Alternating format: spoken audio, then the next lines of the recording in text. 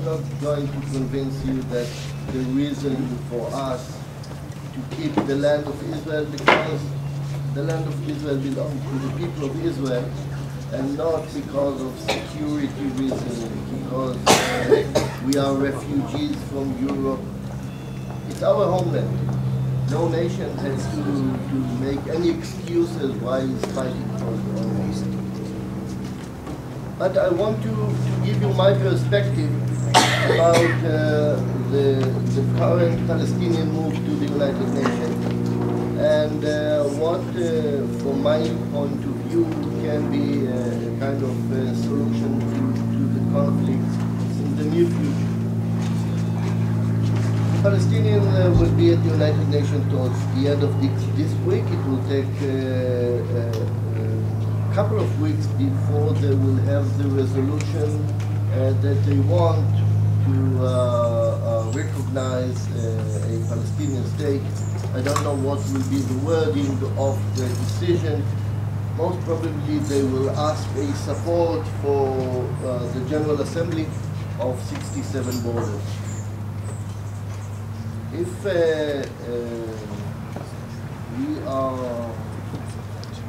we recognize that the Oslo Agreement were a disaster to the State of Israel, because we recognize the right of another nation over our homeland,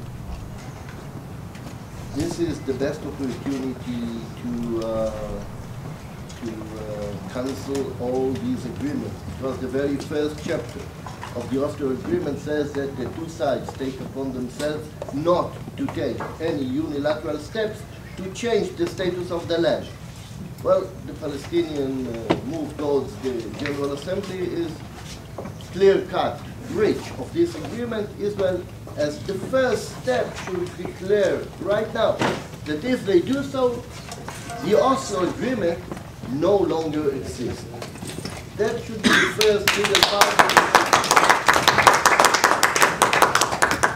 Some more steps are recommended, and the letter was signed by me yesterday. The draft of the letter was signed by me yesterday with Ze'ev Elkin. Ze'ev Elkin is chairperson for the Likud faction in the Knesset, the whip of the coalition, and together I'm in the opposition. National Union is a small party in the opposition, but on this issue we work side by side with the main or the hardcore of coalition. And together we share the largest Knesset lobby, the lobby for Eretz Israel. We are 42 MKs, we have 120 altogether, and there are 42 members of Knesset in the lobby for Eretz Israel, and some more ministers from the cabinet that never sign officially for any lobby, but they are with us. Only 4 out of these 42 are from the opposition. So Netanyahu understands the message. We can draw the red lines that if Netanyahu, under pressure from the White House, from the Secretary of State, will try to cross, he will have no government. His coalition is dependent on the people who support our lobby, who are members of the lobby. So yesterday I signed a letter to Netanyahu asking him to resist the Palestinian move by doing 3 things. Annex Judea and Samaria, put economic sanctions, financial sanctions on the Palestinian Authority, collecting taxes for them and transferring the taxes from them, and stop this stupidity of VIP attitude towards the leaders of the PLO that still enjoys a free passage on every roadblock and everywhere in Israel. Netanyahu is not going to do it. And these are the bad news.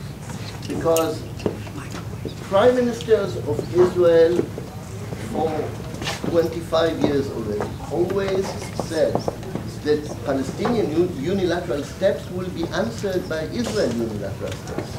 That was a common knowledge. If they will do something, we will. Recently, the memories of one of the ministers of the cabinet, Dan Meridor, who also participated in the Camp David talks in the year 2000. President Clinton, Yasser Arafat, Ehud Barak, Prime Minister of Israel then, tried to reach the two-state solution and failed. One morning, Arafat declared that he is going to have a unilateral declaration of a Palestinian state, and he will go to the United Nations. Immediately, Ehud Barak from the Israeli left responded and said, we will annex Judea and Samaria. It was enough to stop Yasser Arafat. It should be enough to stop Abu Mazen. He's not such a great hero. Still, Netanyahu didn't say it. And the reason that Israel is not saying anything, not annexation, not financial sanctions, is because we have a direct dictation, blackmail by the White House saying, if you dare do it, we will not veto their request to be members of the United Nations. Netanyahu is working under gunpoint. My assessment is Obama is bluffing. He won't be able not to veto it. But that's a different assessment. Netanyahu is working under direct pressure of Obama not to put any sanctions. Look, officially, United States is against the Palestinian move. We've heard that the White House and the State Department sent a lot of letters to all the countries in the world asking them not to support the Palestinian move. A superpower can do more than sending letters. You know that if the White House and the State Department really wanted the Palestinians not to do it, they wouldn't do it. They could tell them immediately, you will have no financial aid from the US.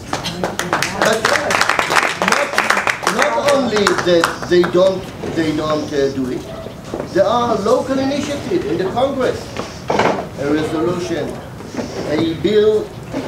Joe Welch put a bill, thank you. Joe Welch put a bill that Israel should annex Judea and Samaria if the Palestinians will declare unilaterally declare a state. Netanyahu has a dictation from the White House to activate AIPAC here and the Israeli embassy to lobby in the Congress against such steps. Israel is not allowed to take the crucial steps to avoid the Palestinians from doing it. Asked to work here in order to stop such steps.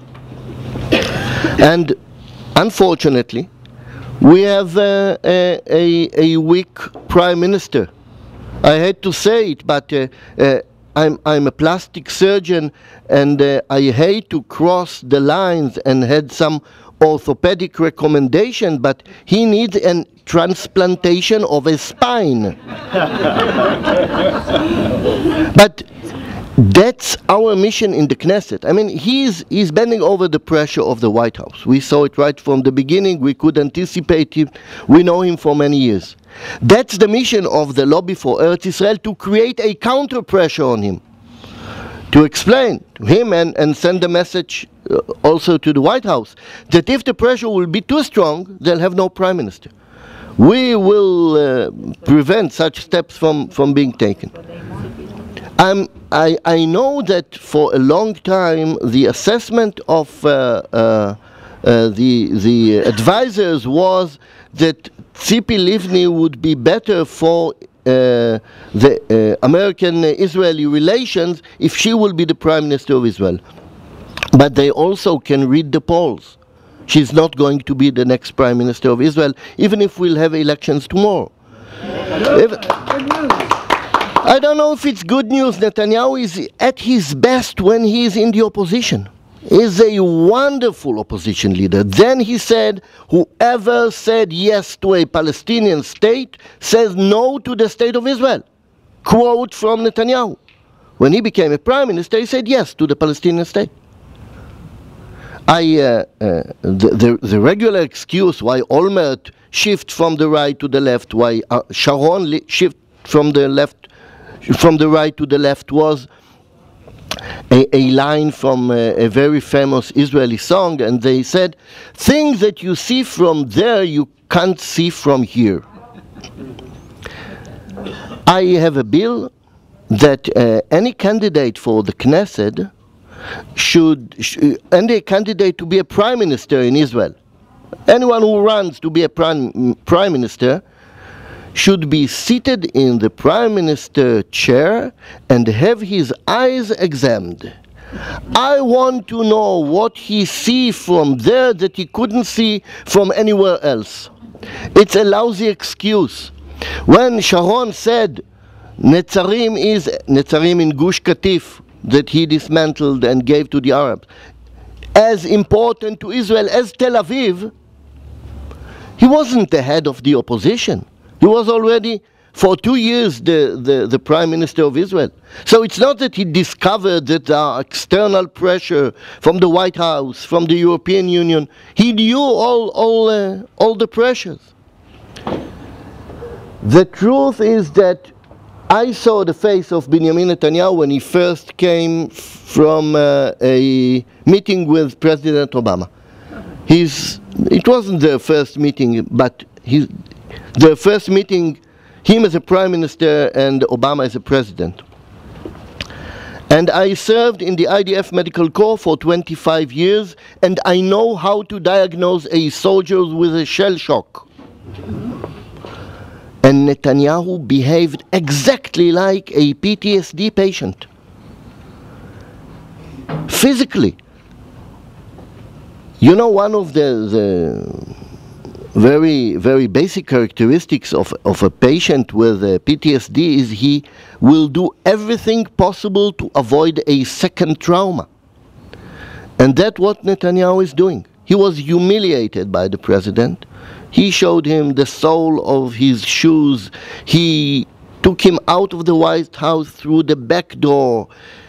Everything possible to show him, to belittle him, to show him that he will not be able to do anything.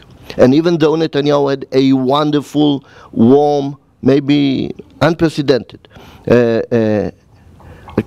welcome in the Congress 3 months ago, and he should take home the message that he can use the Congress and the support of the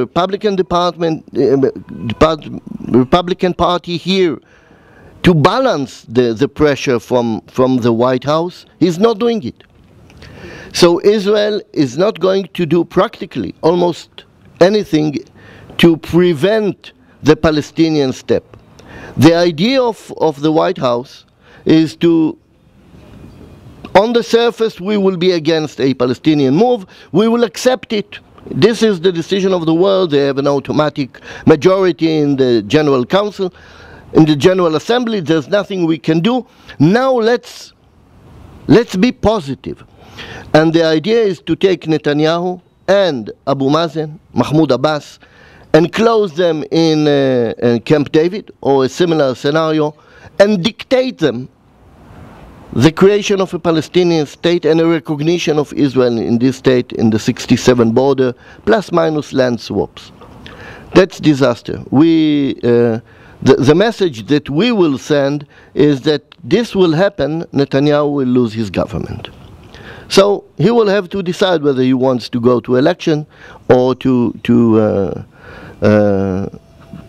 reject such an offer and leave, or better, not to come to such a meeting at all.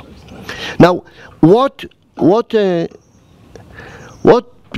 kind of solution we can create now, because it looks very bad, what is so-called by some people that adopted wishful thinking kind of philosophy about the Middle East, and they call the changes in the Arab world an Arab Spring.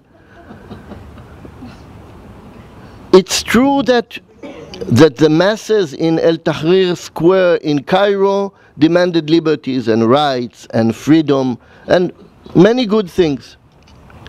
It is also true that the only organized power in Egypt are the Muslim Brotherhood. And even if they'll get only 30% of the seats of the parliament in the next election, they will be able to veto any decision in Egypt. Look what happened in Lebanon. The Hezbollah has only 28% of the seats in the parliament in Lebanon, but people in the Middle East tend to follow the request of those who hold the big guns.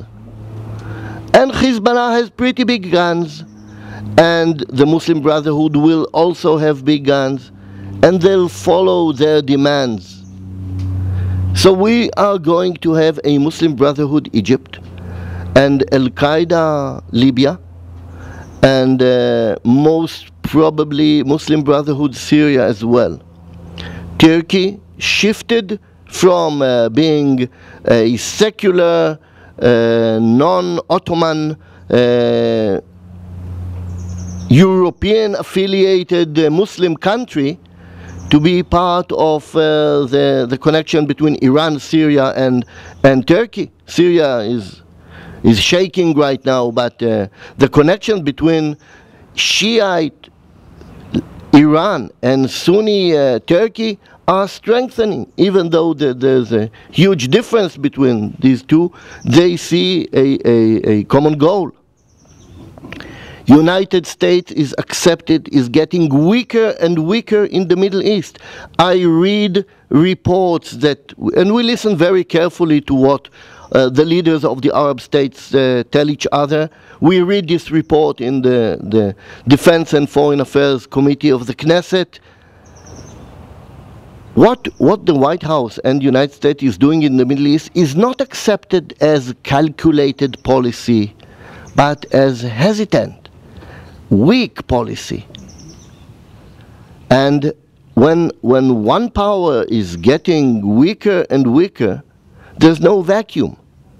The countries in the Middle East will look to be friends of the stronger guy in the neighborhood. Right now it's Iran. And it's disastrous for a lot of countries, even though they're extremely afraid of Iran, of exporting the Shiite revolution to their countries.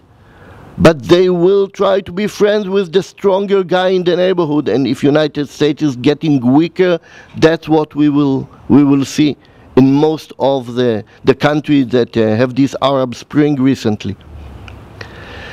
There's only one point that or area that I can see hope in these changes, and there's Jordan. I really believe that the same changes will happen in Jordan. People in Jordan, you said 85% of the population. Thank you, my wife.